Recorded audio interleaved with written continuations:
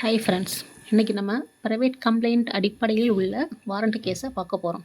அதாவது அது சொல்கிற செக்ஷன் பார்த்திங்கன்னா 244 ஆஃப் சிஆர்பிசிலேருந்து 247 சிஆர்பிசி வரைக்கும் அதை பற்றி சொல்லுது. அதே நீங்கள் பிஎன்எஸ்எஸில் பார்த்தீங்கன்னா 267லேருந்து 269 வரைக்கும் அதை பற்றி சொல்லுது. ஓகேங்களா? இப்போ நம்ம ஃபஸ்ட்டு சிஆர்பிசியை பார்த்துருவோம். 244 என்ன சொல்கிறாங்கன்னா, ஒரு வாரண்ட் கேஸு, அதுவும் அந்த ப்ரைவேட் கம்ப்ளைண்ட் பேஸ் பண்ணி தாக்கல் பண்ணும்போது அப்போ அந்த மேஜிஸ்ட்ரேட் என்ன பண்ணணும்னா அந்த வழக்கை தொடரணும். அப்புறம் அந்த ப்ராசிக்யூஷனில் கொட்டாஸ் கொடுக்குறாங்கல்ல, அந்த ப்ரொடியூஸ் பண்ணுறாங்களே அந்த விட்னஸ் எல்லாம், அவங்க சப்போர்ட்டாக ப்ரொடியூஸ் பண்ணுற விட்னஸை சாட்சி ஏற்றி அவங்கள ஏற்றி அந்த சாட்சியத்தெல்லாம் எடுத்துக்கணும். Take all such evidence as may be produced in support of the prosecution எடுக்கணும். ஓகேங்களா? நெக்ஸ்ட்டு சப்செக்ஷன் 2 என்ன சொல்கிறாங்கன்னா, அதையும் தாண்டி அவங்க on application of the prosecution வந்து அப்ளை பண்ணதின் பேரில் சம்மன் அனுப்பணும். சில விட்னஸ் அவங்க விசாரிக்கணும்னு சொன்னால் அவங்க சம்மன் அனுப்பணும்.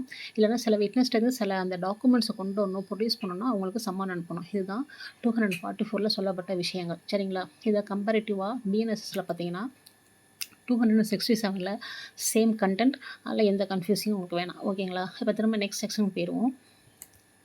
நெக்ஸ்ட் செக்ஷன் பார்த்தீங்கன்னா 245. ஏன்னா இது வந்து டிஸ்சார்ஜ். இப்போ வந்து இவங்க வந்து எவிடன்ஸ் எடுத்துக்கிறாங்க இல்லையா? இந்த மாதிரி எவிடன்ஸ் எடுத்தோடனே அங்கே டிஸ்சார்ஜ் வந்து கிரவுண்ட்லெஸ்ஸாக இருந்துச்சு. அந்த எவிடன்ஸ் அடிப்படையில் வந்து எதுவுமே மேட் அவுட் ஆகல, கிரவுண்ட்லெஸ்ஸாக ஆச்சுன்னா அவங்க என்ன பண்ணுவாங்கன்னா ஷல் டிஸ்சார்ஜ் அந்த மேஜிஸ்ட்ரேட் ஷல் டிஸ்சார்ஜ் ஹிம் அப்படின்னு போட்டிருக்காங்க சப்செக்ஷன் 1ல்.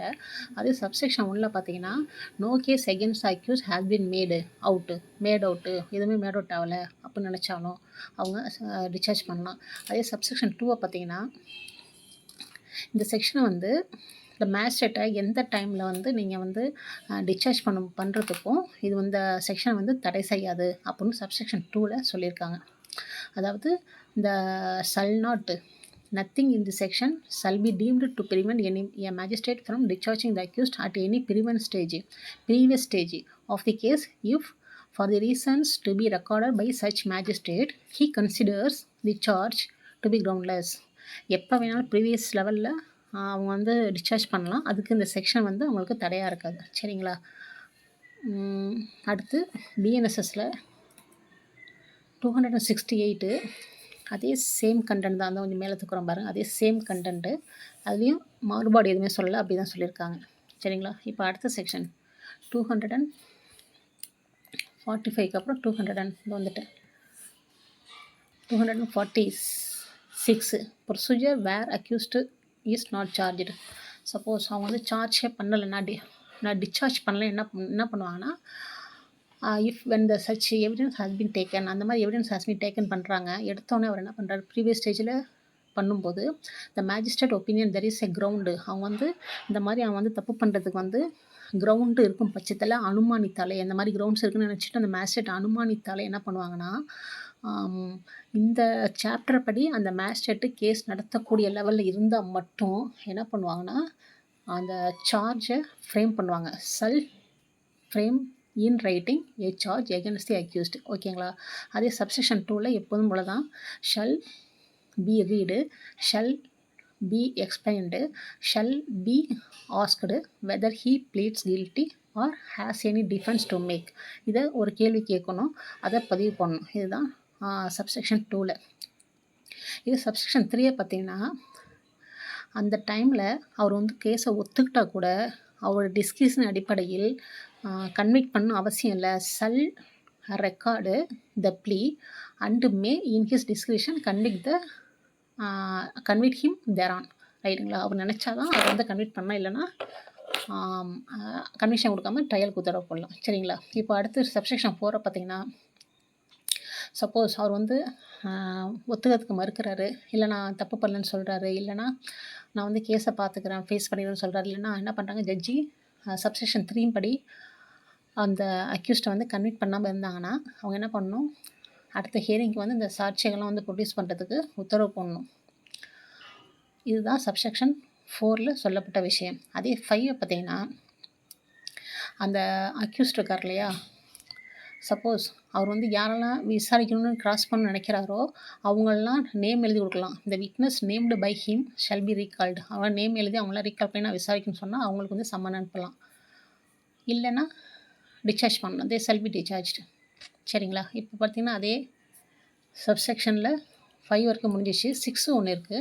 த evidence of any remaining witnesses. அதாவது நான் ஏற்கனவே விசாரிக்கப்பட்ட சாட்சிகள் இவங்க கிராஸ் பண்ணாங்க இல்லையா, அதை தாண்டி விசாரிக்கப்படக்கூடிய சாட்சிகள் ரிமைனிங் விட்னஸ் எதுவும் இருந்தால் அவங்களுக்கும் சம்மன் அனுப்பிச்சு அவங்களையும் சீப் எடுத்து கிராஸ் எடுத்து ரீஎக்ஸாமின்லாம் பண்ணலாம். இவ்வளோதான் இதில் 246 சொல்லப்பட்ட விஷயம். இதே அந்த பிஎன்எஸ்எஸ்ஸை பார்த்தீங்கன்னா 269 procedure where accused is not discharged. இதுலேயும் அதே சேம் விஷயந்தான், பெருசாக ஒன்றும் மாறுபடல. ஆனால் அந்த சப்செக்ஷன் 7 மட்டும் புதுசாக சேர்த்துருக்காங்க. அது என்னென்னா, சப்போஸ் ஏற்கனவே விசாரிக்கப்பட்ட சாட்சிக்கு வந்து சம்மன் அனுப்புகிறாங்க இல்லையா, அந்த டைமில் வந்து அந்த விட்னஸை வந்து செக்யூர் பண்ண முடியல, அதாவது ரீசனபிள் டைம் கொடுத்தும் செக்யூர் பண்ண முடியலன்னா என்ன பண்ணுவாங்கன்னா, அந்த சாட்சியே ஏற்கனவே விசாரிக்கவே இல்லைன்ற மாதிரி கருதுவாங்க. அதாவது shall be deemed that such witness has not been examined for not being available. அந்த மாதிரி முடிவெடுத்துட்டு என்ன பண்ணுவாங்கன்னா, இப்போ கட்டில் அந்த பதிவு இருக்கு இல்லையா, அந்த ஏற்கனவே என்ன பதிவுலாம் இருக்கோ அதை வச்சு தான் அந்த கேஸை முடிவு பண்ணுவாங்க. இதுதான் சப்செக்ஷன் 7. இதை மட்டும் நம்ம பிஎன்எஸ்எஸில் எக்ஸ்ட்ராவாக சேர்த்துருக்காங்க. சரிங்களா? அதுக்கப்புறம் செக்ஷனை 247 எவிடன்ஸ் ஃபார் டிஃபென்ஸ். இது வந்து சேமு நம்ம ப்ரைவேட் போலீஸ் ரிப்போர்ட் அடிப்படையில் பார்த்தோம் இல்லையா கேஸு, அதில் உள்ள செக்ஷன் தான் இது அப்ளை ஆகும்னு சொல்லியிருக்காங்க. என்ன பண்ணாங்கன்னா, அக்யூஸ்டை வந்து டிஃபென்ஸுக்கு கால் அப்பான் பண்ணுவாங்க. அவங்கள்ட்ட 313 கேள்வி கேட்பாங்க. அவன் ஏதாவது ரிட்டனாக கொடுத்தா அதை வந்து ஃபைலில் வச்சுப்பாங்க. அப்புறம் அவள் ஏதாவது விட்னஸ் விசாரிக்க சொன்னால், சப்போஸ் அவன் வந்து நீதி நிலத்துக்கு உகந்தது கருதினால் ஒழிய அதுக்கான சம்மன்லாம் அனுப்ப மாட்டாங்க. அதே போல் வெக்ஸேஷன் மற்றும் டிலே பண்ணால் கூட அதை வந்து சம்மன் அனுப்ப மாட்டாங்க. இல்லைன்னா சம்மன் அனுப்ப அவங்க வந்து உத்தரவு போடுவாங்க.